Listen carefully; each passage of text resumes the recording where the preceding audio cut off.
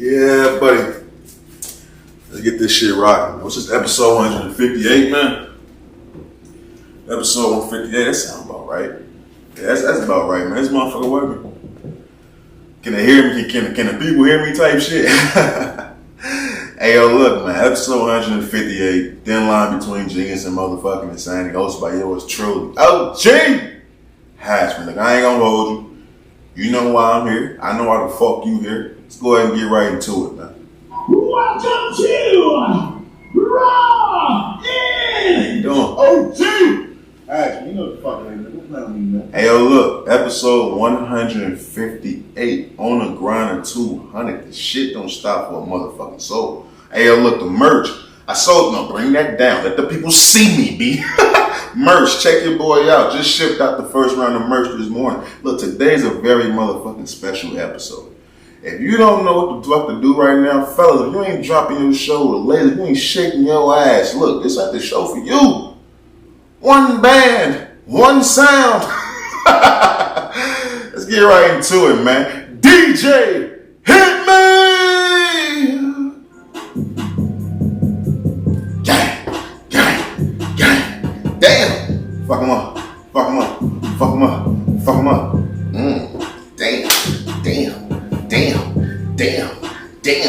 Damn. Yes, sir. What's poppin' with y'all? Welcome back to another motherfucking episode of the Thin Line Between Genius and Insanity podcast, hosted by yours truly, OG. Now spin that block, man.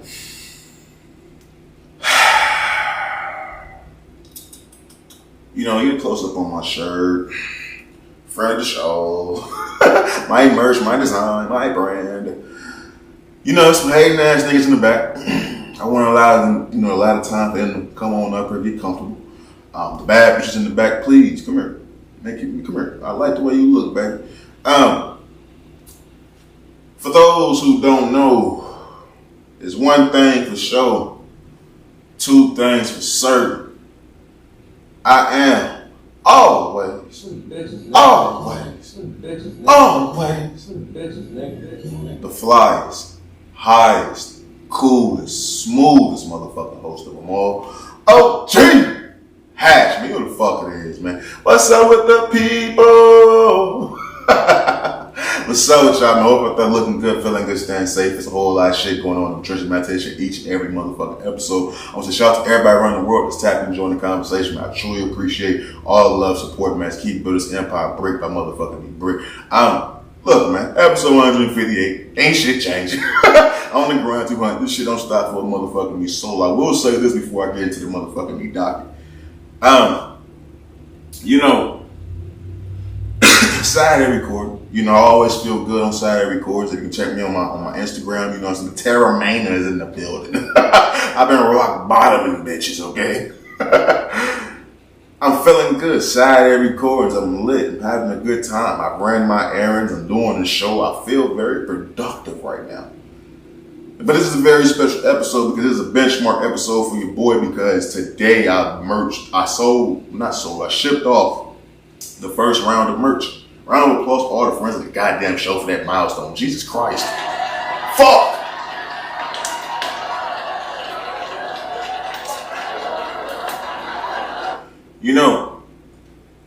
When I first got that package the other day, it was an overwhelming feeling because, first of all, I never sent any mail in my life. So I had to ask a few people that I knew sold some merch before and see what their process was. But it was one of the best feelings I ever experienced because I remember when I first thought about merch. Nigga, I didn't even have an episode out yet. But as time went on, I started, talking to a few people that I'm cool with, who I be bouncing a few ideas off of when I be feeling comfortable and shit. I was telling them years ago about merch, telling them to do merch, telling them to do shirts, shorts, all types of shit like that. And to think that, the 3-year anniversary is next week, you know what I'm saying? To think that, it's like a week and a half. To think that almost 3 years into this journey of this podcast and of this show, we're selling fucking shirts now. I'm selling fucking shirts now, bro. I'm making designs, I'm putting it on shirts, I'm selling fucking shirts. When I got that box, it was like losing my virginity, man. I'm gonna be honest with you. the only feeling that could eclipse that was when I went to the UPS store earlier today and I gave over them packages. And I shipped those packages to different parts of the country. Let me repeat that. When I took those packages and I shipped those packages to different fucking parts of the country, it was at that moment I realized, nigga, I'm doing what the fuck I was supposed to be doing. It was at that moment where the person that was helping me, I can't remember your name, my boy, I'm super sorry. I can't remember your name, and I'm so sorry, my nigga. I was in the, while you was talking, I was damn near crying on the inside of joy, my nigga. It was at that moment that he was looking at me and he was talking about, damn, he was happy, he was proud of me, he was inspired by me, telling me I'm inspiring him. That I'm doing my first drop to fucking I'm sending shirts. This is my first time doing this. And he was telling me, bro, keep fucking going. He was like, keep going. He said, nigga, we all gotta start somewhere and you straight doing it. So it's like, it's moments like that when I can just do my everyday life and then I'm running errands and going to the grocery store and people stopping me and people letting me know that I'm fucking inspiring them. When there's people I know from growing up and tell me I'm fucking inspiring them. When there's bitches that I ain't never even fucked with telling me I fucking inspire them. When there's women that I really fucking like telling me I'm inspiring them. Now I'm really getting the pussy. It's like, bro, inspiring people is crazy. Selling merch is crazy. Doing this show is fucking crazy. This is me. So it's like when I come in here today and I'm doing this show, it's like, fuck, I'm happy as fuck. I'm probably all over the place. Because mentally, nigga, I'm still in that moment when I was shipping that shit off. Yeah, I went grocery shopping. Yeah, I went this. I took my dog out. I cleaned the patio. I cleaned the house. I did all that shit. The highlight of my week, man, is when I ship some shit off to different fucking parts of the country, man. So today's a very special day for me. Hopefully you guys enjoy this motherfucking episode like you always do. Hopefully I'm not all over the goddamn pussy talking y'all head off of nonsense. But damn it, I'm happy as fuck. I am happy as a motherfucker, man. But let's go ahead and get right into it, man. I've probably been rumbling on for far too long. For far too motherfucking long. I'll be honest with you, man. You know, as someone who has to come in here and discuss a lot of things that's in the news and, you know what I'm saying, that goes viral and things of that nature, I actually try to catch a lot of things before they do go viral. So when I do talk about it, I'm bringing you guys new information. And then when you come across it, it's like, damn, this nigga Hatch is all over the place type shit. Trust me, it's working like a motherfucker. And plus, there's a lot of people who, there's a lot of you content creating ass niggas who don't give me my props. Look, I'm not trying to say I'm one of those big ass niggas. But I'm seeing a lot of you niggas, bro. I will say some shit on my pod, and a lot of you niggas who trying to grind just like me, who probably got a bigger audience than me, somehow, some way, the same shit I said a week or two ago is y'all biggest fucking topic on y'all shows. I ain't gonna call them niggas out. I'm giving you niggas a few more weeks to give you my props. If not, I'm on y'all motherfucking ass. I'm leaving it at that. But there's someone who has to come on this show and find topics and then every day, all day, every day, look for new topics and interesting things to bring up on this podcast. There's been constant things in the news. When Lena The Plug, Adam 22, all types of shit, right? But those have been the constants for probably the last 3 to 4 weeks, maybe. I've told y'all time and time again how the promotion for the Lena The Plug sex tape with the BBC is fucking uncanny. There's nothing that rivals it. That's damn near up there with a Toyota commercial. Like the promotion for her taking some black dick was fucking crazy. Interviews on No Jumper, free promo on my shit, free promo academic shit. Everybody on Twitter was waiting for this day. The tape dropped, 7/13 type shit? I seen the whole tape. I seen the whole damn tape. Now I will say this. Before I give my opinion on how good the tape was, I think it's important for me to actually admit that I didn't watch this tape for the arousement. I didn't watch this tape to, get a nut off. I didn't watch this tape how I usually watch porn. When I'm watching porn, I'm trying to nut. I ain't never just watching porn for the enjoyment of watching porn. So this is the first time I've ever watched a porno, and didn't have any intentions on, you know what I'm saying, assaulting myself. So I was watching this in a judgment zone. That's probably why this tape was mid to me.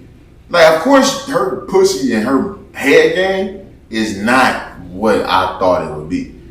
It's just not. I've never seen a dick go inside of a woman's mouth and then go inside of her pussy, and then when the dick come out, it still look dry as a motherfucker. Now, look, I'm not, as a nigga, you're not supposed to be having your eyes on dicks. But when the whole topic is about this bitch taking a bigger dick than Adam 22, hey, look, what the fuck you want me to look at? What the fuck you want me to look at, B? You niggas have looked at a dick before and watching porn too, nigga. God, no, don't try to crucify me, my nigga. But I've never seen that. I've never been fucking and my dick didn't get wet. I've never seen that. I've never got head and the chick was spitting on my dick and sucking my dick and my dick still looked like it needed some lotion. I've never seen that before. So on the scale of 1 to 10, I gotta grade this woman's head game. I had to give it a 6. And I only give it a 6 because she does have something I very much enjoy. She has the DSLAFs. I'll repeat that. She has the DSLAFs. The dick sucking lips as fuck. I love that. I'm gonna be honest with you. The reason why I love getting head, it's not because it's more. Of course, you want the feel. I'm a visual guy. I've always been a visual guy. If I'm hitting a bitch in the back and they don't even look appealing, I'm gonna be honest with you. I'm bailing out. I'm a visual motherfucker. Maybe that's from all the years of watching porn. I don't know. I'm a visual. If the shit don't look exactly how I want it to look, my knees hurt. You know what I mean? I'm a visual guy. That when the lips wrap around the dick perfect, I'm good to go. She does look good sucking the penis. Now, is her penis sucking skills good? Absolutely fucking not. There's no way. I would have bought that bitch a Lambo. I would have bought that bitch I wouldn't even bought that bitch a hot and spicy. That head was pretty trash. I've never gotten head that. I've never experienced. I've never seen that before. A dick gets sucked and it wasn't. I've never seen that. That sounds fucking chemically impossible if you ask me. But her pussy just wasn't that. It didn't look wet, didn't sound wet. The bitch was getting drilled, and I didn't hear one. You know, I heard a few queeps. I didn't hear no macaroni stirring in that motherfucker. So when it comes to the actual quality of the sex, I've seen better. I've done way better. So at the quality of the sex, I'm not gonna give her a high score on that. But the promo is fucking magnificent. I'll tell you what I do envy. I do envy the moment. The moment of having something that comes out and everybody's waiting for it.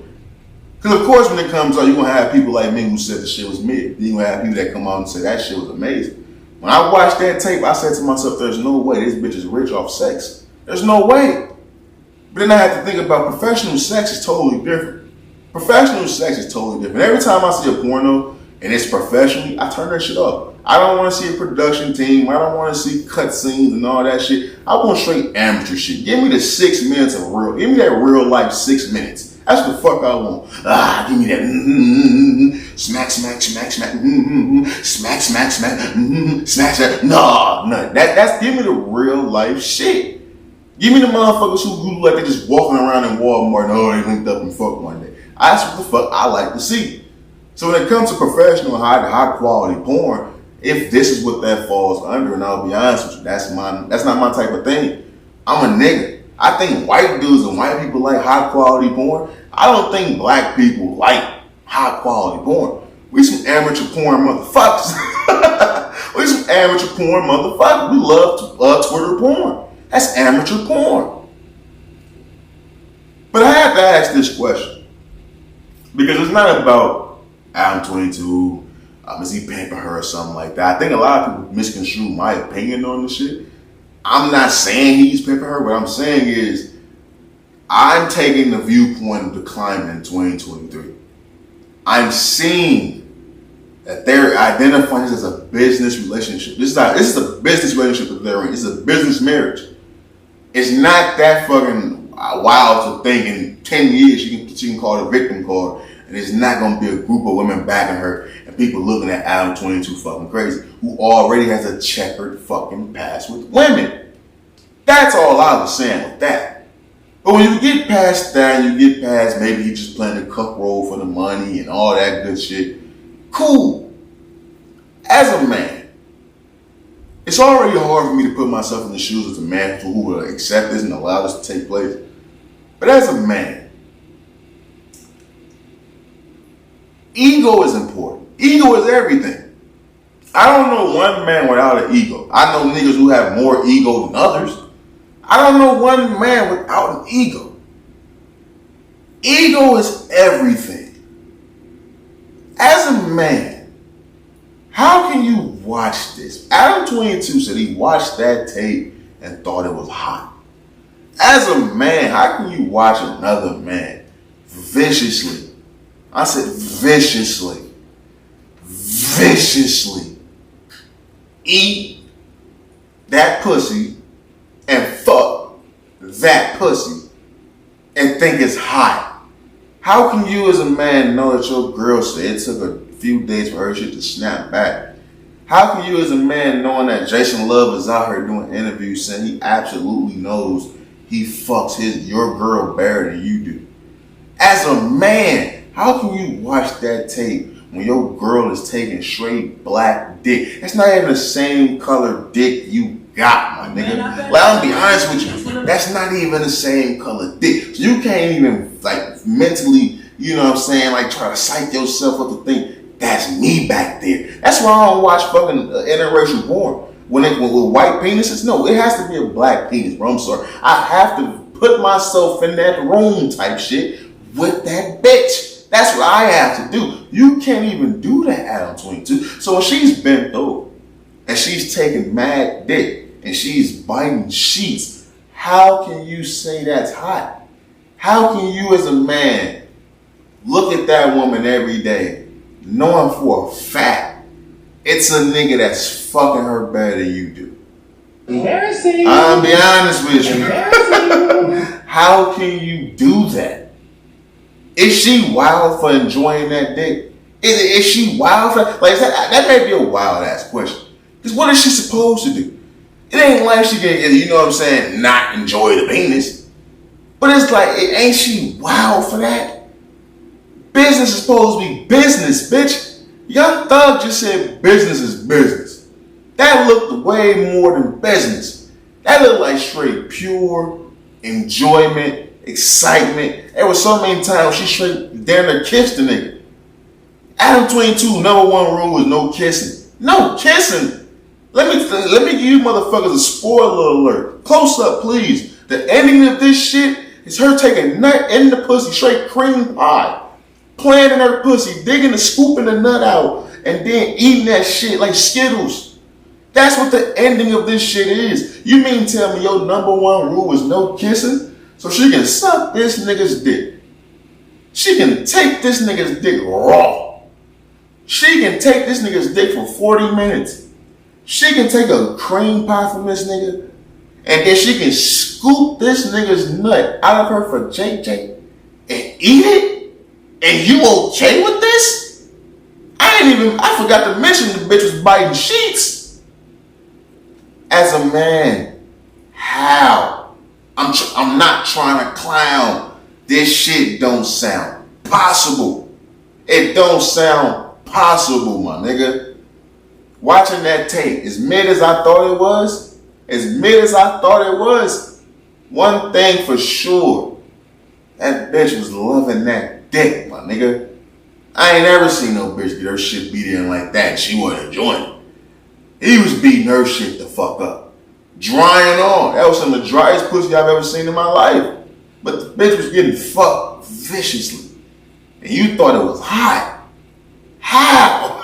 How? I don't get white people, man. White people are some of the strangest creatures on this earth, man. I'm telling you. The shit that ticks them off and the shit that they let slide, oh my God. Wild AF. Real talk.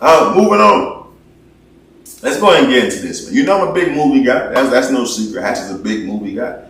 I've come on this podcast many times, and more recently I talked about how You know, when podcasts came into the scene, what that did to TV shows, you know, what streaming and all that shit did, what live streaming did for podcasting. It's knocking down each on the motherfucking list. And right now, streaming is huge. I've come on this podcast many times and asked you guys, what the fuck is a stream? And a lot of you guys may only contribute that to, you know, artists, you know what I'm saying, people in the music industry, people in this podcast industry. But it's also, you have to take incline to the people in Hollywood. When these movies, especially going back to the pandemic, is really when this shit kind of hit, you know, when hit the fan type shit. During the pandemic, when a lot of these movies were going straight to HBO Max and all that good shit, prime example was with Black Widow, Scarlett Johansson, when she was suing Disney and Marvel and all that shit, because I guess she was under the impression that her movie was supposed to come out in theaters. It went straight to Disney Plus, and with that, it's the fucking what's the word? Damn, I be having these words in my head, bro. The royalties and shit like that from Black Widow. That movie didn't go to the theaters. That movie went straight to streaming services. She's not going to get the payout that she would get from, you know what I'm saying, movie going to theaters. And it was, again, in her contract, they told her it was going to the motherfucking theater. So that fucked her over with that. She had a big falling out with Marvel. And when you look at what's going on right now in Hollywood, right now you have the actors and the writers are both going on strike. Now, apparently this is some shit that only happened one other time. And I think it's very, very important to be talking about this, because you gotta understand that the climate we in, we've all started to enjoy the rapid pace of these great shows and great movies and things like that. I've never had this happen in my lifetime to where there was a strike in Hollywood, to where business has stopped. Production of movies has stopped. I just seen Deadpool 3. I just seen, a week ago, they was fucking releasing scenes on set with Hugh Jackman and Ryan Reynolds and shit. Now news came out yesterday that shit's been postponed. It won't probably continue until this shit is over. It won't continue until this shit is over with. And then I think they said the target year is like 2025 or some shit like that, because everything is fucking getting pushed back. But for the writers and the actors going on strike, this is the first time since 1960.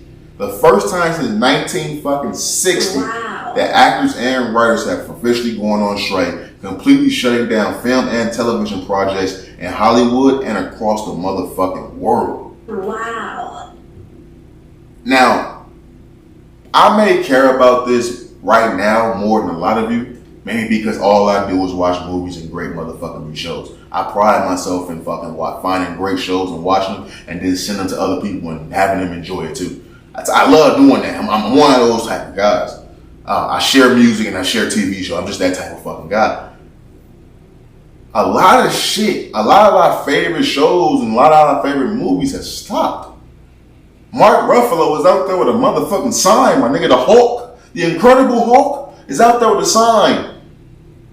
And you already know what's going on, man, because you talking about the streaming services and all that stuff and how the payout with that is totally fucked up. But also when it comes to writers, they're well aware that AI is prevalent.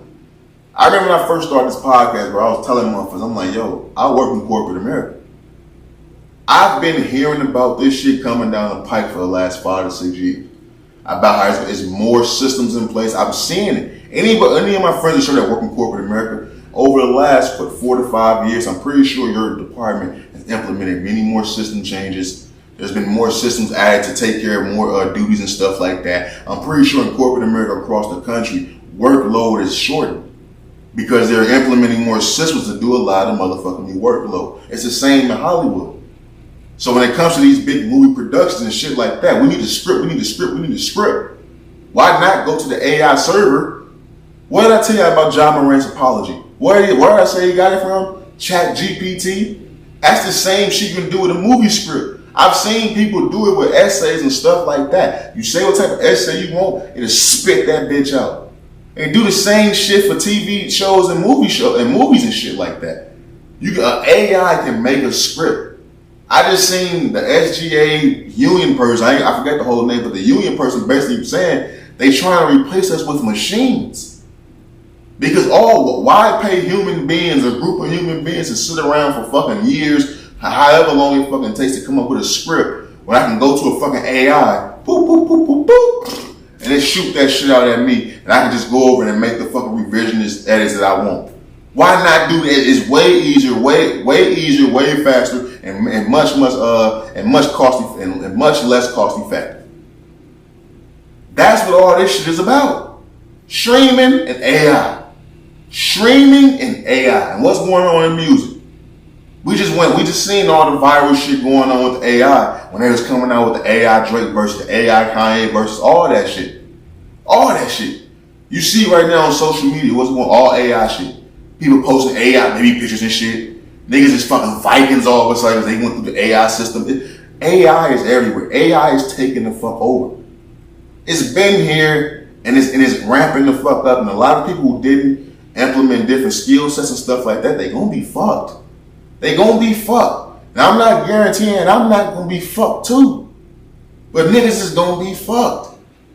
And when you see Hollywood basically shutting down, it makes you wonder, what the fuck is truly gonna happen? Because how is this gonna get resolved? How is this gonna get resolved? Because I don't think if I'm Hollywood, if I'm a produce production, if I'm fucking Universal, you know what I'm saying, Paramount and shit like that, I don't think that it's fair for me not to be able to implement AI writing scripts. I don't think that's fair. Why not? That should be on the table. You gotta compete with the machine. Nobody wants to compete with the machine. Everybody not John Henry, my niggas. Let's keep it a buck. Everybody's not John Henry. John Henry, yeah, he won, but that nigga died. Everybody's not John motherfucking me Henry. Nobody wants to go up against the machine. But at the same time, when you the big fish, it's like, damn, why can't I have that at my disposal as well?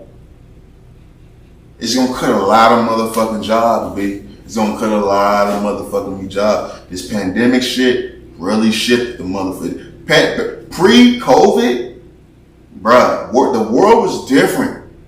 As much as a lot of shit looked the same, when motherfuckers look back in time, the world was totally different. I don't think people actually understand how much shit was really impacted by COVID, my nigga. Now I know a lot of y'all may say, like, what the fuck does COVID got to do with this? Bruh, when niggas had to go sit in the crib, what took off? Podcasts. Instant motherfucking production of content took off. That's all related to AI. That's all related to all that shit. Because it's instant production. You need to fast track your fucking production. Everything got pushed. When shows died down, when motherfuckers couldn't go on to set, that made motherfuckers look around like, yo, what the fuck? What if this happens again type shit? Or what can we do to make sure this never happens again? Why don't we do something to eliminate people entirely? Okay, we may need the actors still, but then we'll need the writers. Fuck that team of 12 writers, man. Fuck that. I got a laptop right here. ChatGPT. Niggas don't understand how much COVID really impacted the fucking world, bro. Yeah, health is health, but nigga, when it's done. Now we gotta talk about the money side of this shit. Hollywood is shut the fuck down, bro. You know how much I was waiting on Deadpool 3, my nigga? You know how much? All my shows are my favorite show. I think they said Euphoria. I never seen Euphoria. I tried watching it, but I wasn't into it. But I know it's a huge show. I think I just seen that Euphoria won't start back until expected 2026. Will the show even be popular then? Will the castmates even be able to look like those roles anymore? It's shit hitting the fan, man. The first time since 1960, my nigga. All this money floating around, and it's a lot of jobs gonna be lost. But I got a question for you, because I'll be honest. What or who can save the day? Is this the time for more people, more stars to be born type shit? Because in times of despair, in times of need, new stars are always born. When you go back to COVID, look at the stars that was born through COVID. I didn't know who Drewski was before COVID. Drewski's a fucking star. Look at Wallow and Gilly. I didn't know this before COVID. Look at people that who launch onto the content scene in times of despair. As I mentioned in COVID, when shit was shutting down, podcasts took off because that was instant fucking content creation. People got on Zoom calls. They figured out all you had to do Boop, boop, boop. Log in, press send, upload that shit. You got 2 hours of fucking content right there. So when it comes to Hollywood being shut down, okay. I already told y'all a few weeks ago how live streaming has took off. That itself may even continue. That may be bigger than I even thought it was, bro. Because when I came on the podcast and I talked about how live streaming was the new cash cow, how ad dollars was going towards live streaming and stuff like that, I don't even think the strike has started. I don't think the strike has started at all when I said that shit. So now when you think about Hollywood being shut down, flat the fuck, like just shut the fuck down completely, and live streaming and podcasting is still booming at an all-time rate, I think that may, I think podcasting, who was going to decline, may go back up, and I think live streaming will continue to skyrocket because that's instant fucking content creation. There's no new shows, there's no new movies being made. Anything that's coming out right now has already been is already finished and complete. Nothing's being shot right now. All those actors and shit, them niggas just ain't got no jobs, my nigga. No fucking gigs right now. None. So I think I can say today, I think I'm the guy. I think I'm the guy. I'm very excited as a content creator, bro. I'm very excited because at this point in time, I feel like it's open. I feel like it's open. It was always hard competing with all these old niggas. Let me be honest with you. The Joe Buggers, the Joe Rogans, all these celebrities that drop a podcast and they should just be popping off. Obviously, they got all these followers and shit like that. It's hard competing with these old motherfuckers. But when I look at it like, yo, Hollywood is shut down. Niggas is fiending. Niggas is fiending the same way niggas was fiending in COVID. Niggas is gonna be fiending. I get this shit about 2 months. I get this shit 2 fucking months. You know what? Nah, I give it by the end of the year. End of the year, because there's a lot of shit coming out. A lot of movies and shit still coming out right now. I just went to go see Insidious last night. There's a lot of shit still coming out. So I said by the end of the year, when that shit start tapering off and falling off and really ain't no new movies and shit coming out like that, no new shows really coming into production, no new seasons, it's going to be very, very interesting as a content creator, as a nigga who come on this motherfucker and work his ass off. It's going to be very, very interesting to see how much the show can fucking grow at that period of time. Because I think it's going to be a new day for a lot of motherfucking people, bro. I truly motherfucking do. I truly motherfucking do, bro. The COVID happened. It's only been 3 years, bro. It's only been 3 years since COVID all started. And the shit's shifting again. So I'm very interested to see where this shit's gonna go in the near motherfucking future, but I truly motherfucking am. But moving on. Let's stick with Hollywood a little bit, man. I want to get into Spider-Man himself. Let's get into Tom Holland. This nigga's going viral right now. You know, he's going viral for 2 different reasons, to be honest with you. But I think it's the same reason altogether. Tom Holland, the boyfriend of Zendaya, who, as I mentioned on Euphoria and shit like that, he's Spider-Man. I think there's only a few roles a nigga could wish he had. Spider-Man, Superman, I think those are probably the only 2. That if James Bond or some shit like that, those characters are fucking prominent. Those are prominent characters in history. If a nigga's James Bond, or if a nigga's Superman, or if a nigga's Spider-Man, like you pretty much set for life type shit. Batman, kinda, sorta, but those 3 that I named, yeah. Tom Holland, he's going viral for a clip that I want to play for you guys. Let me go ahead and play it. He's going viral for a clip where he's talking about Hollywood.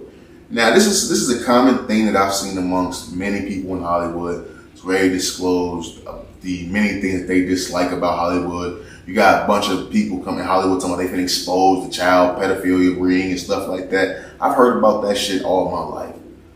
But there's a lot, it's a common theme amongst people who believe that, there's a lot of people who believe that that Hollywood is just a fucked up place. It's a common thing amongst all those actors and stuff like that. And it's one of the things that get looked over by the common folk because we've heard it for so long and we haven't seen any action being taken place. But I do want to play this clip for you about Tom Holland discussing Hollywood, if I can. I really do not like Hollywood. It is not for me. The business really scares me. I understand that I'm a part of that business and I enjoy my kind of interactions with it. But that said, I am always looking for ways to kind of remove myself from it to kind of just live as normal a life as possible. Today, doing this is a very rare thing for me to do. Yeah, I definitely think it has been an ongoing thought, which is don't lose yourself. I've seen so many people come before me and lose themselves, and I've had friends that I've grown up with that aren't friends of mine anymore because they've lost themselves to this business. They really do not like Hollywood. Wow. I've seen this, we've all seen this from people who've reached the pinnacle of Hollywood. Not even just Hollywood, but the pinnacle of whatever the fuck they're doing. I've seen it in sports, I've seen it in music. You see it in art, you see it in any form of employment, in anything. When people reach the pinnacle of things and they figure out that it's not everything they expected it to be, they kind of get into this depression mode of it. They have an angst against it type shit. I think it's interesting that that's going viral, not that he's now saying this. At the same time, he's also going viral for being gay in the show. On this show, look, I've never had a problem with people actors playing gay or not. I never had a problem with that shit. If you're an actor, you're a fucking actor. A part of me kind of feels bad about the shit because I remember in high school, I was in the acting class. Freshman year, I was in the acting class, bro. I can really fucking act. I literally love this shit. Like I act all the time. I go into character all the fucking time, bro. And in acting, I was really fucking good. And they wanted me to be one of the characters in the play that was coming up. And the character was like kind of gay type shit. And I was so young at the time, bro, that I really was worried about what people at school would say. I was worried about that, so I didn't do it, and I kind of never did the acting shit again. And I always look back on that like, damn, I wish I would have stuck with it because I can see me being in these fucking movies. Like, I just can't. You can give me a small role and I'll steal the fucking scene. I'll steal that motherfucker, bro. So that's the one thing in life where I always say, fuck, man, I wish I just would have still did that shit. So I've never had a problem when people did the whole gay shit. But I always said, you gotta understand what comes with doing that type of shit. There's going to be a group of people who try to crucify you. You're going to go viral type shit. Now, I will say this. There's one thing about being a gay character in a movie or a show. But when it gets to that sex scene and you having gay sex, that's kind of wild. I ain't gonna lie to you.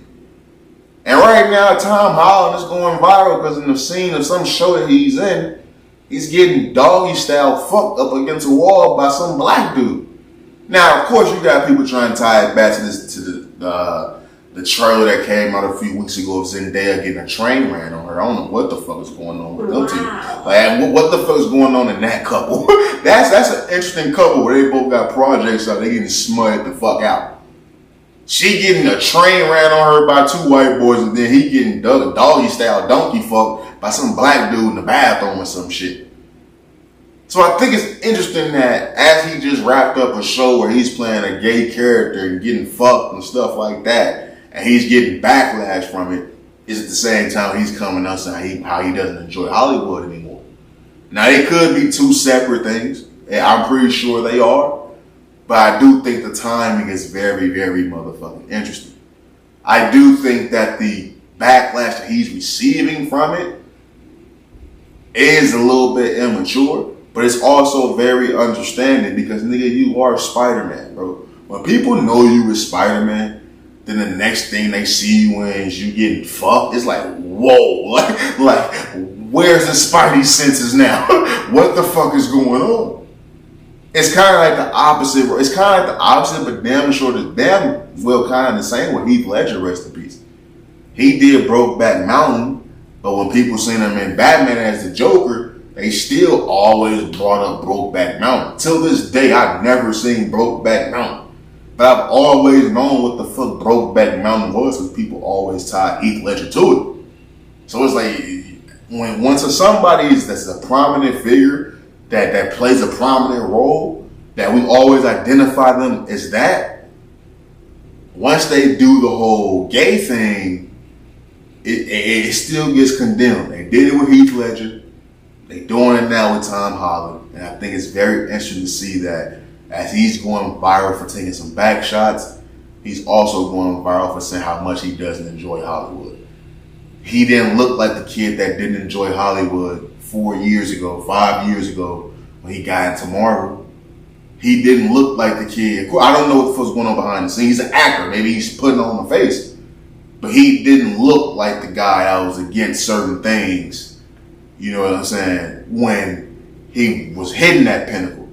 Now that he already hit that pinnacle and is past it, he like, yo, this shit's some bullshit. This shit is some bullshit. So I think that's very, very motherfucking interesting, bro. I truly motherfucking do. But moving on. You know, I want to switch it up, man. Take y'all behind the curtain a little bit. I want to talk about how I lost my bottom bitch and it hurt my heart. Hurt my heart.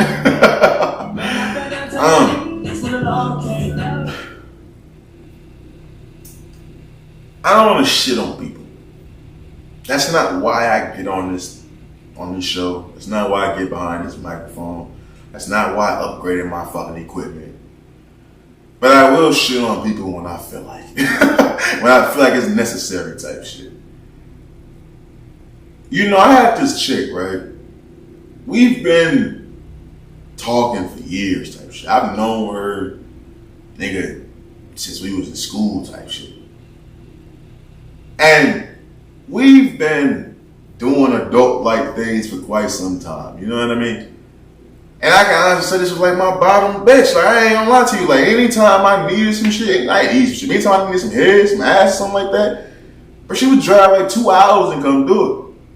Now, amongst this relationship between me and this young woman, there has been many, many times where I've taken her for granted. I didn't appreciate her and shit like that. And maybe a lot of y'all probably saying, nigga, this is your bottom bitch. We appreciate your bottom. Like, no, you have to appreciate the chick that's dropping what she's doing to come fucking talk to you and she lives 2 hours away type shit. The reason why I say you have to appreciate that, because the time when she don't come do it and you ain't got shit to fall back on, you kind of sitting there looking fucking stupid. And then you start sitting there like, damn, I wouldn't have did this shit in the first place.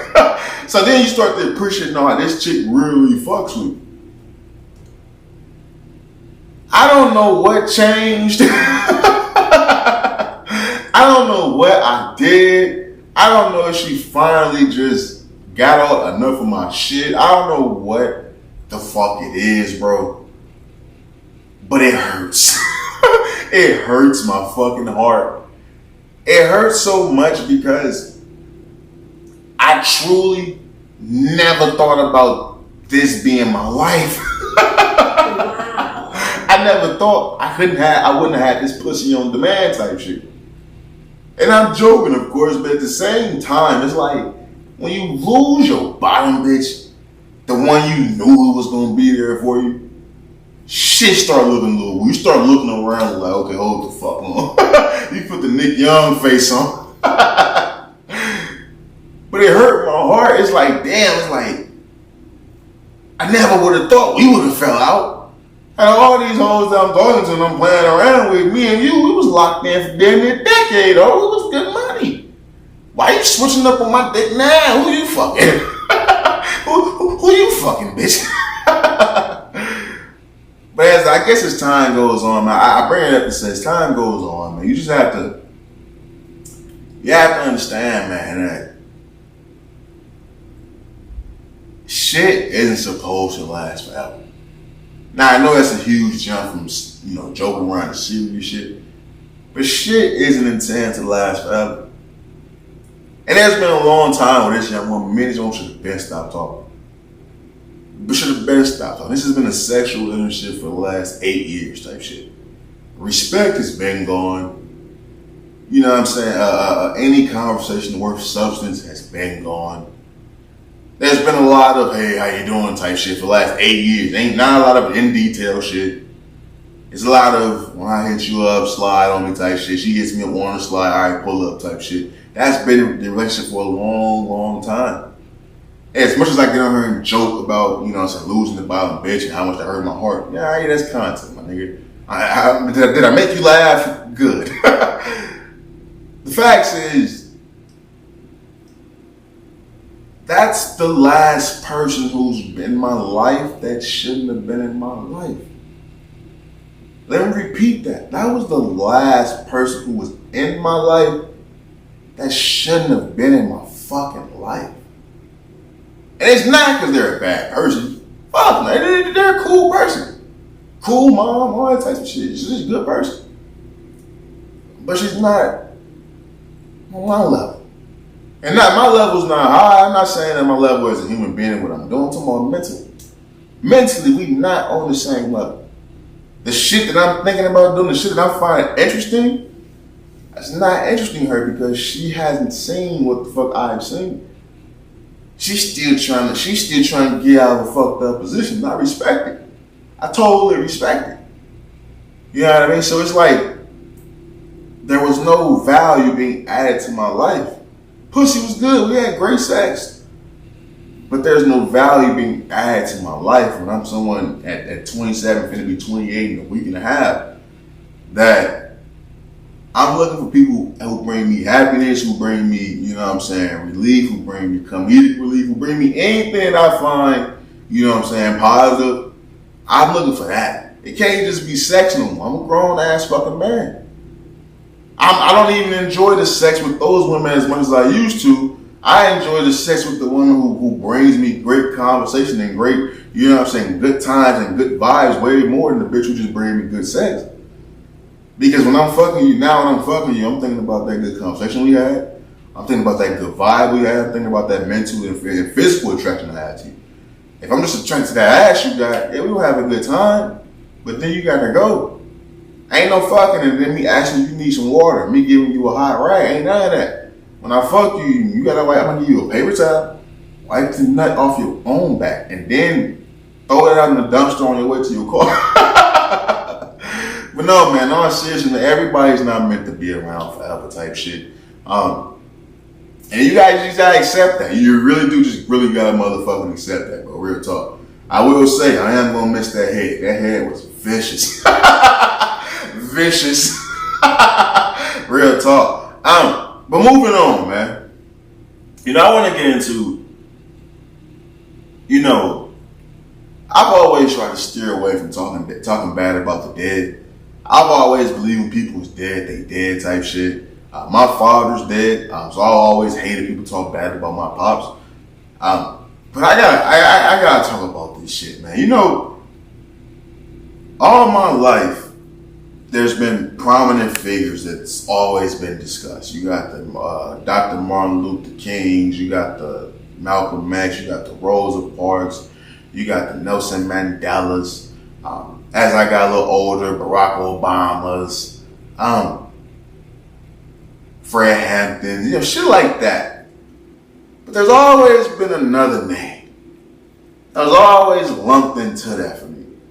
And that was Tupac motherfucking Shakur. Wow. You know, man, Tupac has shaped, he has shaped the mindset of at least 2 or 3 generations by now. Tupac has been there with my whole life, I believe. I think Tupac died in 95 or something like that. Or 96. One of them niggas died in 95, one of them niggas died in 96, man. Him and Biggie. So Tupac has pretty much been dead my entire life. And when I say this shit, bro, I'm not trying to hate on the impact that a man has on other people. I talked about earlier in this episode how much inspiring other people is one of the best feelings in the world, right? So I get the inspiration of Tupac. I truly motherfucking do. I'm not even trying, when I'm talking about this subject right now, I'm not talking about the dear mama Tupac. I'm not talking about the mother and stepfather being the Black Panther. I'm not talking about that Tupac, bro. The Tupac that bothers the fuck out of me is this quote unquote gangster Tupac. Yo, my nigga, I'm gonna be honest with you. I don't see gangster or real nigga when I see Tupac, bro.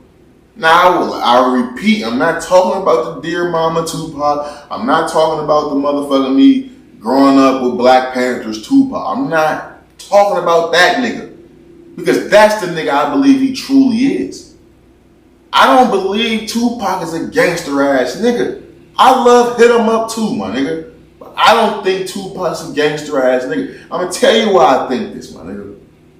I don't think no nigga that joins a gang in his mid-20s is fucking tough. I think it's fucking hilarious how niggas clown Soulja Boy, Chris Brown, hell, niggas even clown Lil Wayne. Niggas clown all these entertainers and rappers for joining gangs in different cities and shit like that when they a little older in life. But niggas fucking honor Tupac. Tupac joined the Bloods at 25. And to be honest with you, the niggas who was around Death Row at that time said he didn't even officially get joined into the shit. He just popped up with fucking Damu tattoos and shit. Wow. I've never seen a nigga join the gang at 25 years old and thought that nigga was cool. When you a kid and you join the gang, you impressionable. When you an adult and you join the gang, you was a bitch ass nigga. I was in the second grade when I had to do my one-on-one fight with a fucking freshman in high school to become a Crip. That's facts. That's fucking facts. Let me get a close. That's facts, my nigga. In the second grade, nigga, having to get down with a nigga who's a freshman in high school. Held my fucking own in the second grade, nigga. That's what I had to do. I was an impressionable fucking 7-year-old kid, nigga. This nigga Tupac joined the Bloods at 25 years old, then went to the fucking tattoo shop and got Thug Life tattooed on his motherfucking stomach, and you niggas telling me he gangster? Wow. This the nigga all you niggas wanna be like? Wow. This the nigga? No. It's this nigga? The same nigga that joined the NBA, all this money, and now he wanna hold guns. He doing the same shit that Tupac did. This nigga my nigga, I don't think y'all understand what the fuck I'm talking about. Tupac was in prison, okay? Tupac was in prison. Now, do I know about Tupac lived in Oakland at some point in time? Absolutely, but I do know he lived in Baltimore as well. Tupac traveled all over the motherfucking me country. That nigga was in New York as well. When Tupac was in prison and then Suge Knight came and seen him and then he signed a fucking contract on a napkin, let me stop the story right there. Any nigga that joins the gang at 25 years old, don't he sound like the nigga that signed a contract on a napkin? Wow. Don't he sound like the nigga that do some shit like that? It makes total motherfucking me sense. But I'll keep motherfucking me going. Once Suge Knight comes, he signs that contract on that napkin. What does Tupac then start doing? The nigga start taking pictures throwing up the west side. This nigga start false claiming the whole motherfucking side of the country. But this the nigga y'all say is gangster. Look, man, look, man. It bothers me because I had a homeboy tell me I was picking and choosing on a certain topic we was talking about.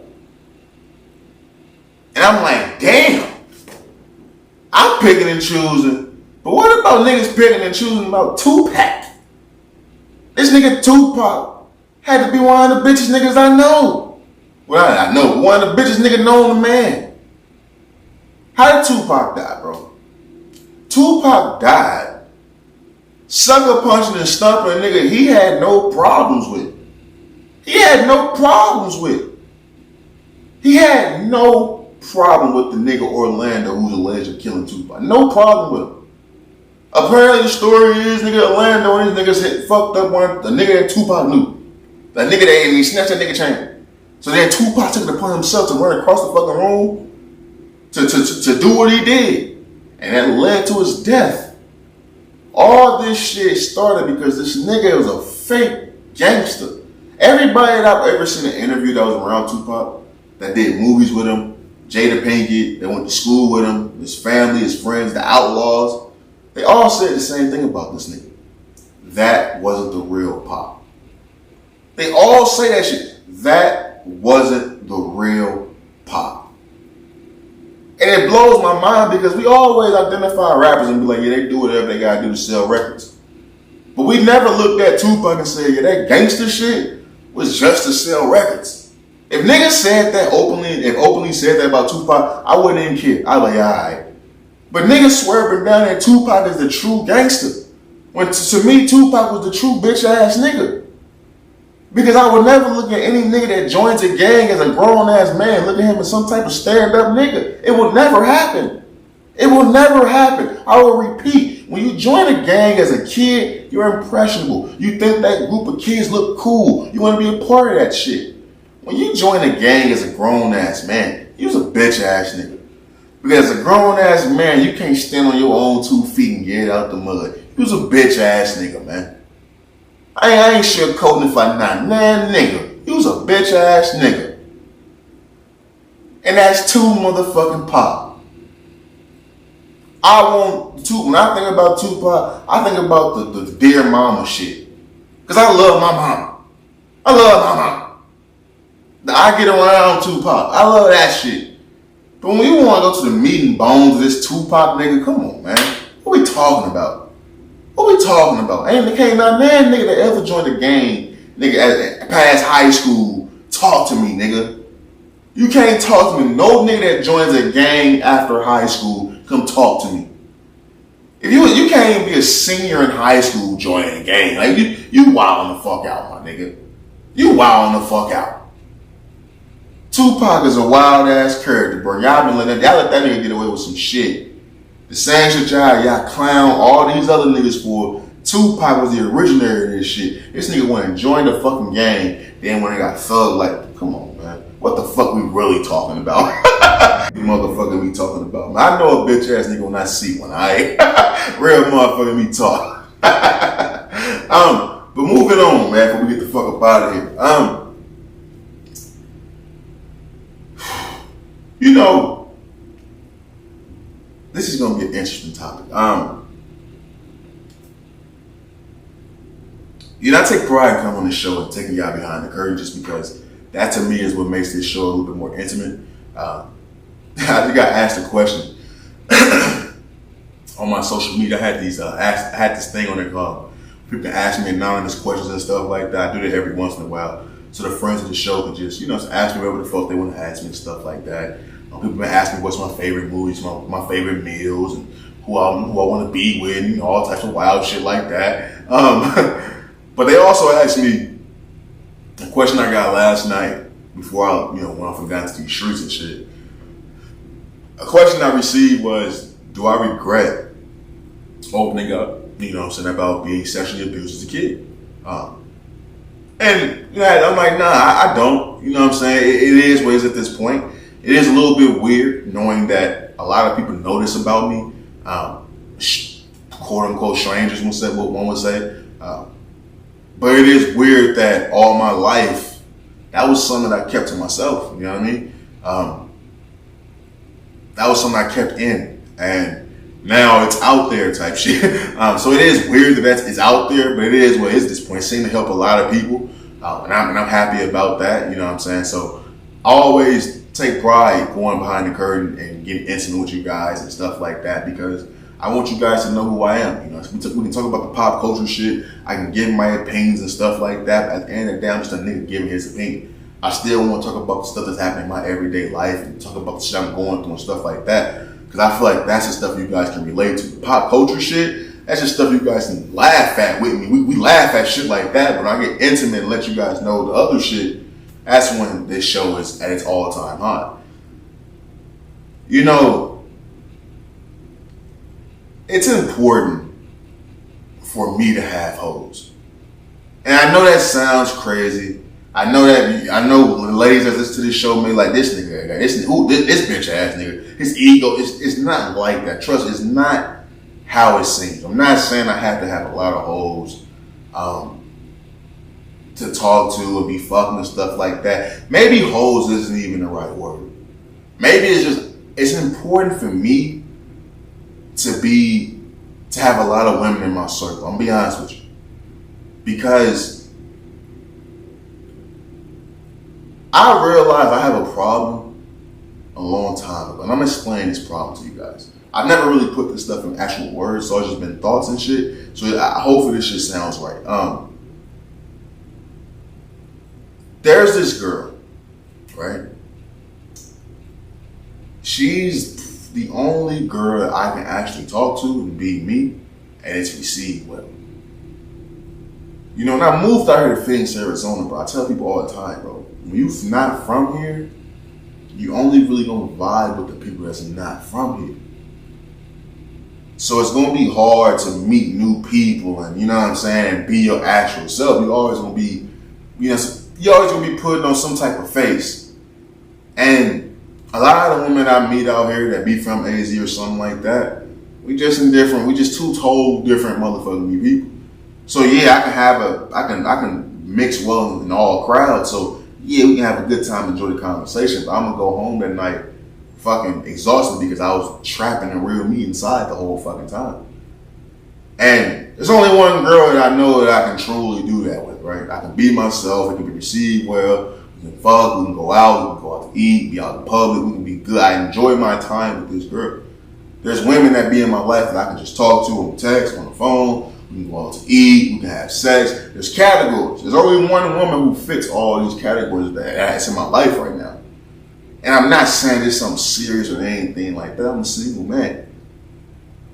But the reason why I say it's important for me to have hoes is because I noticed with this girl, even when we're not talking, everything's cool. When we are talking, because I can be myself with her, and I can just be me at all times, and I appreciate her conversation and stuff like that.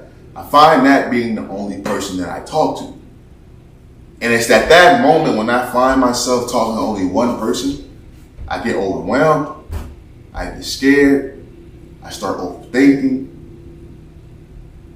I start to feel as if I'm either being pressured or I'm pressuring her. And the reason why I say it's important for me to have other hoes and other women in my life is because I need to be talking to other people. I need to be spending my other time talking to other women. I need that type of shit going on because it only enhances that one relationship I actually have. And I know that may sound fucking stupid. I know when niggas be like they cheated but they love her. I know it sounds fucking stupid. I know that's like the cousin to that. I know. It sounds crazy. But it's what I found that works for me. I can't just talk to this girl all day, every day. Because as much as I want to and I appreciate that, it only drains me and it only scares me and overwhelms me because why the fuck is this seeming so fucking serious when it shouldn't be? You know what I mean? But when I'm talking to other people and I'm making sure that's a constant in my life, where it's constant people in my circle, constant when I'm talking to, conversing with, texting, having a good conversation with, when that's going on, my mental is free as fuck. But when I feel like I'm only talking to this one chick all day, which I enjoy, but when I feel like that's the only person I've been talking to for days, I start to back away a little bit. You know, I start to distance myself a little bit when the whole time all I knew was just other hoes. All I needed was other hoes to be talking to me at the same time. So it's just interesting. I don't know if that sounds right to any of you guys, but I bring it up because I can't be the only person that goes through this. I can't be. It's kind of like, I'm being honest, and it may be too much information. I was talking to my homeboy the other day, and we were talking about safe sex, and I was trying to tell him, like, yo, my nigga, safe sex, bro, I'm telling you, I know going raw feels amazing, but trust me, brother, you do not want to be that nigga that catch any motherfucking thing. I'll be completely honest with you guys. And I don't know what caused this. I don't know if I'm the only person that goes through this. At one point in time in my life, I started to understand why niggas cheat and niggas start sleeping with other women. It's because me personally, I don't know what the fuck happened in my life, but when I'm just with one woman and we having sex, I cannot use a condom. I can't use a condom at all because I literally have to feel that shit. When I'm having sex with different women, not, you know what I'm saying, back to back type shit, but I'm having sex and I'm in relationships with multiple women, my nigga, I can use a condom, I can do whatever the fuck I want. Because it's I don't know if it's the excitement of the new woman, I don't know what it is. But when it's with one chick, condom has to come off. When I'm committed to one chick, I have to take that condom off. But when I'm out here just having fun, being single and conversing and being free, and multiple women, I can wear a condom, I can feel everything, I'm good to motherfucking New York. So I don't know what it is in me mentally. I have to be talking to multiple women at one time. I have to. Until I tell myself I'm in an actual relationship, I can't do anything that actually resembles a committed relationship. I can't, because mentally it's going to overwhelm me. It's going to stress me out. I'm going to start overthinking. I'm not going to be as player as I am. It's going to fuck up my whole fucking mojo. And it's just something I noticed with me. I don't know if everybody goes through this. That's why I bring it up on the podcast. It's like, yo, if I'm going through this, maybe there is one other motherfucker that's going through this. It ain't got to be just men. It can be women too.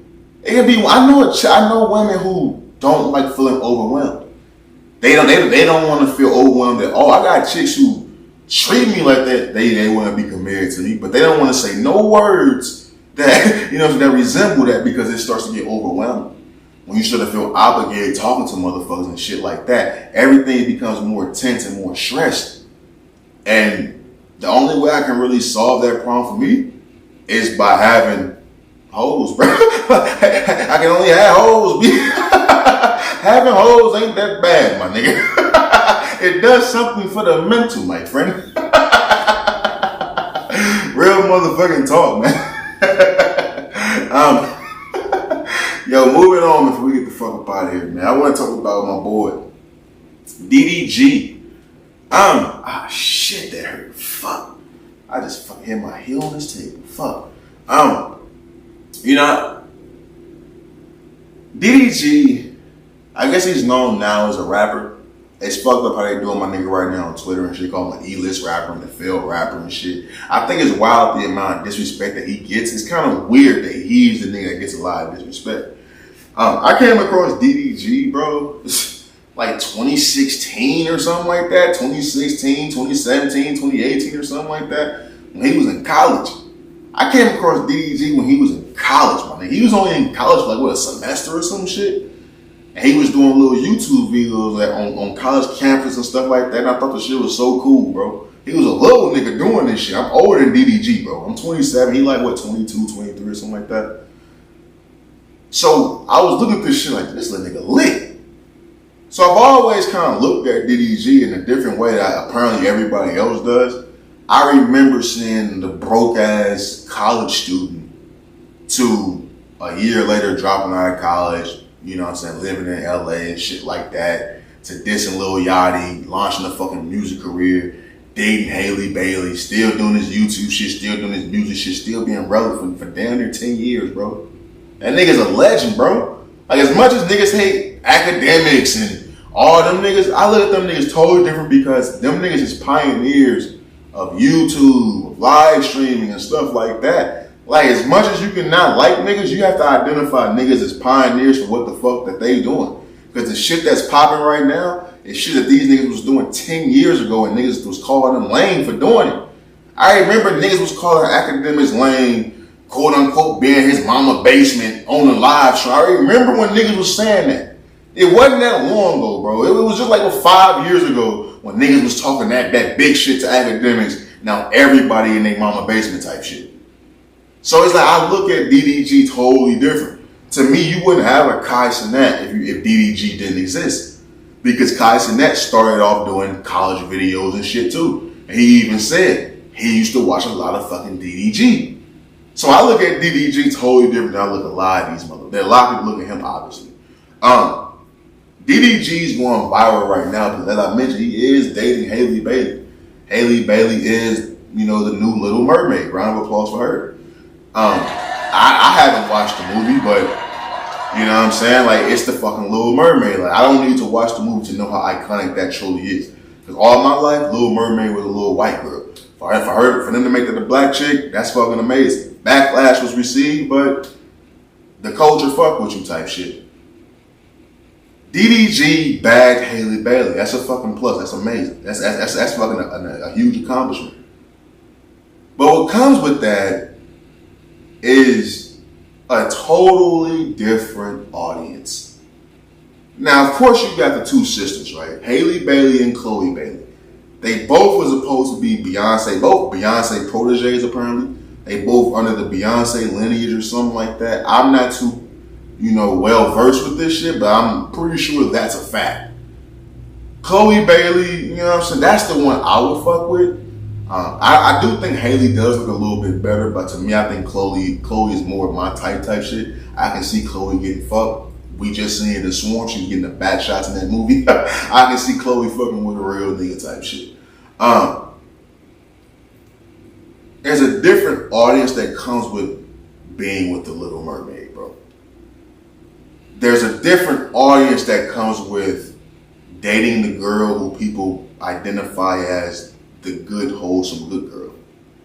We thought that was Keke Palmer. Who's up to bat? Haley Bailey. I don't know another woman of our culture, of our ilk, of our skin color that we would put in that position right now more than Haley Bailey. You may say Coco Jones, but Coco Jones ain't big enough to be in that position. I'm just being honest with you. Yeah, you in Bel Air, but that's Haley. She's the Little Mermaid, my nigga. She's Beyonce's protege, my nigga. And that's all we need to truly motherfucking say. She's the good girl, bro. I think for the next 10 years, 15 years, until she fucks up, she's going to be the goody two-shoe girl for us. And that's cool. It's beautiful. There's nothing wrong with that. But when you're dating her and you're a rapper, you're a YouTuber, you have to understand what you're going up against. DDG came out with a new album. I haven't listened to it yet. I'll be honest with you. I don't go around listening to the DDG music and shit like that. When I do come across the moon walking in Calabasas and shit like that, then yeah, absolutely, I listen to it and I appreciate it. I think he's good. I don't think he's whack at all. That's the thing about it. He gets a lot of flack because people know him from YouTube, but he's not whack. DDG's not whack when it comes to rapping. But DDG went viral because he did come out with a new song on that new album, which I'm trying to fucking pull up the fucking tweet. Jesus Christ. All right, here we go. So, these are some of the lyrics that DDG put out there. And he was rapping about Haley Bailey. He has a song. What's the name of this song that he put out? Don't know the name of the song. Fuck it, who cares? Let's read some of these lyrics though. This is lyrics from DDG's song. And he's talking about how he's insecure about how Haley Bailey being in Hollywood and receiving all the attention that she receives.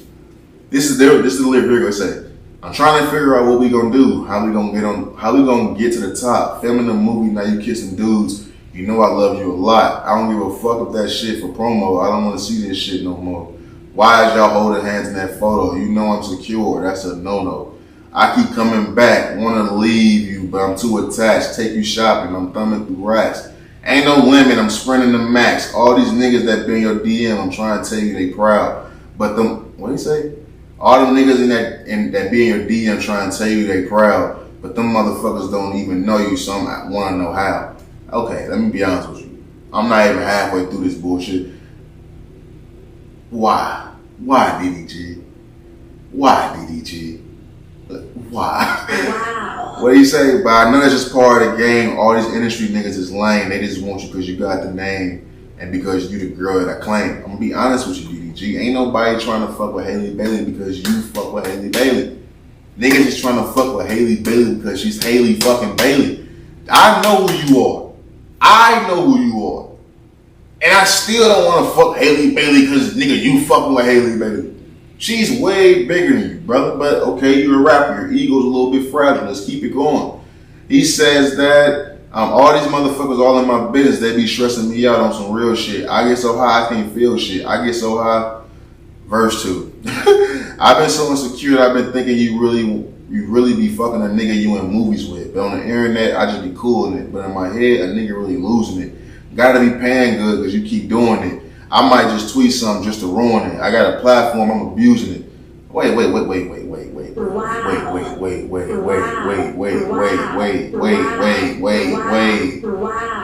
Wait a minute. No, I just read that. Hold on. I had a little aftershock. He said, gotta be paying good because you keep doing it. I might just tweet something just to ruin it. I got a platform. I'm abusing it. Wait, did this nigga just say fuck up her bag? Hold on. Did he just say he'll fuck up her bag? Because she in movies where she got relations with niggas? Look, okay, I don't want to read no more. We finna go ahead and wrap this one up. Yo, DDG, my nigga, I'm gonna be honest with you. You doing so much. You doing so much, and I'm gonna tell you why you're doing so much, my nigga, because that song is bullshit. That's bullshit. That's bullshit. That's bullshit. That's bullshit. Because in one line, you talking about how you know she doing this for movies, and then in the next line, you talking about, but is she really enjoying it? But what the fuck are you really talking about, bro? Like, I get niggas gotta make content and make songs and shit, but at what's the cost, bro? At what's the cost? I was just talking about this whole Adam 22 shit. You want to make money, you making money off Lena The Plug fucking and taking BBCs, but what's the cost? What's the cost of having your wife taking dick? DDG, what's the cost of having your girl, you know what I'm saying, who's a fucking movie star, who's supposed to be your significant other? What's the cost of ruining that shit for some bum ass song? For some bum ass song. I just read those lyrics. Yeah, they have a beat behind it. That's a bum ass lyric. Them some bum ass lyrics. The only lyric that stood out to me is a lyric where you saying you might ruin her bag. You got a platform basically big enough that we can ruin her bag. That's the line that stuck out to me. If you being some type of bitch ass nigga, I fucked with you for a long time. But the simple fact that you even thought to throw some hard ass bars, because I get what type of nigga you are. You one of them niggas that's looking for some type of controversy. Not nothing super crazy, you know, like that's gonna get somebody hurt, but like, you looking for some type of controversy, some type of something to get your name in the news. I get it. This ain't YouTube, my nigga. That's some lame ass little boy bullshit. I didn't have a problem with it before I read these. I promise y'all I did. When I seen everybody going at the nigga, I was like, damn, bro, it's clear what the nigga's doing. It's clear that he's an artist. He needs some type of song to go viral. His chick's a huge star. Of course he gonna make some songs about the shit. But when I read these lyrics, my nigga, like, what the fuck are you talking about? Was it worth it? Was it worth it? At what point do you look in the mirror and say, that was some lame ass shit? What are you talking about? You gonna blow her bag? You really watching these movies and see her kissing these niggas? Oh, she really enjoying that. Ain't no way she licking her lips and shit. She's acting, you dickhead.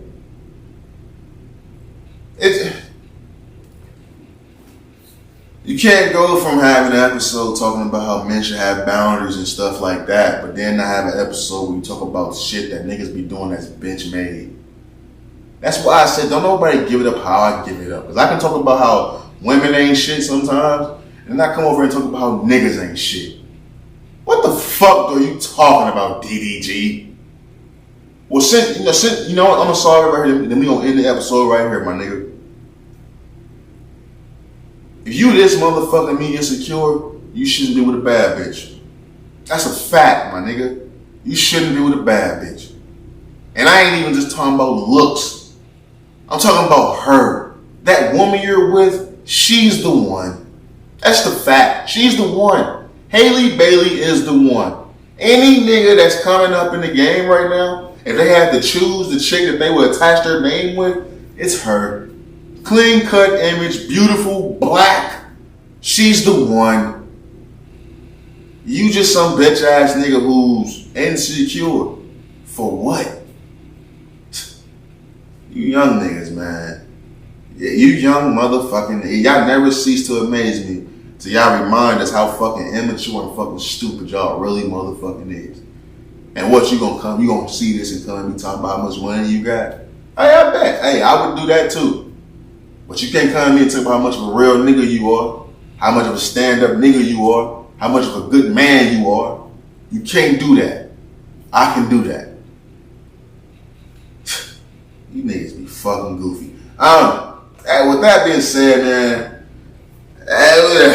we gonna wrap it up at that, man. Let's just run through these topics, make sure we ain't miss nothing. Episode 150, motherfucking me 8, man. Great fucking episode. We got motherfucking me Lena The Plug, breaking the motherfucking internet with that mid-ass sex. Actors and writers strike for the first time since 1960. Hatch is coming to save the fucking day.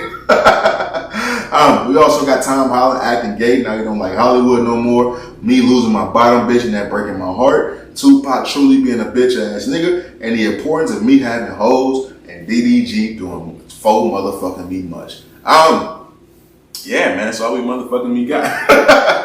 With that being said, man, DJ, drop that fire ass beat, my boy.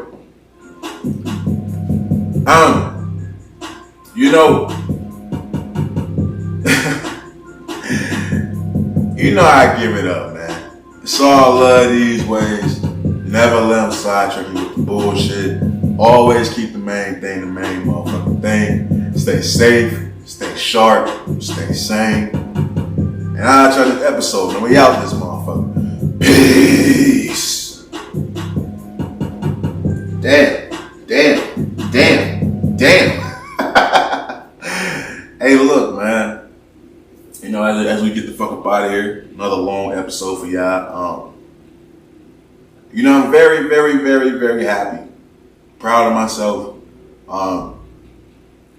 You know, accomplishments really depend on the person. You know what I mean? You set your accomplishments, you set the goals and stuff you want to reach and stuff like that. I'm very, very happy to wear my shirt, to sell my shirt. You know, the original merch that I had, the original Friends of the Show design, I'm going to bring those back eventually for a limited edition type shit for the true Friends of the motherfucking show. But I love the way these shirts turned out. They feel amazing. The logo, you can't iron over it. It ain't no in the shit. This is actual fucking, you know what I'm saying, logo, nigga. It's an actual fucking stamp, nigga. You can't just iron over this shit. This is a great quality shirt. Feels amazing. Price effective, you know, price efficient, I should say. And it's just a beautiful feeling, man. I talked about it a lot earlier on the episode, so I don't want to reiterate a lot of the same shit. But it's just a beautiful feeling, man. And I just want to say thank you to you guys. You know, so people that listen to this shit on all DSPs, Spotify, Anchor, Apple, you know, Audible, etc., man. Audio Mac, you know what I'm saying? People that's tapping on YouTube at OGHatchTV. The people that's checking out the clips on Rumble. People check out the clips on TikTok whenever I do upload. Wherever the fuck you tap in with the show, man, I truly appreciate you, man. Just because I still can't believe it. You know what I mean? I still couldn't believe it when I was driving to the UPS store. You know what I'm saying? I couldn't believe it when I had the tracking numbers in my hand walking out that motherfucker. I couldn't believe when I was sending the tracking numbers to all the friends of the show, like, hey, yo, shit should be here by this date. You know what I'm saying? When I was doing that, it felt different. It was some shit I never did before, man. I want y'all to experience this shit, bro. I know I come on here and it's a certain perception of me. You know what I mean? I got a certain, you know what I'm saying, look about me and stuff like that. So a lot of times I do get emotional. It can look a little weird, you know what I'm saying? But it's super authentic. This shit not planned. This shit all top of the dome type shit. The only thing that's planned is the bullet point topics, bro. Everything else is off the top of the dome, man. So when I do get emotional, it's real and it's raw, man. And I really just wish all you guys could experience, you know what I'm saying, doing something new and, you know, just accomplishing your dreams, man. You know what I mean? Just accomplishing your motherfucking dreams, bro. But with that being said, bro, we're gonna go ahead and get the fuck up out of here. Yeah, you gonna get up out of here, man. This shit getting a little too real for me right now. Episode 158, bro. 150 motherfucking 8, man. On the grind 200. This shit won't stop for a motherfucking me soul. Great motherfucking me episode. I love all of you who love me. We gonna keep this shit motherfucking me rocking, man. I know how the fuck I give it up, man. Peace. Welcome to Raw is OG! Man. You dig?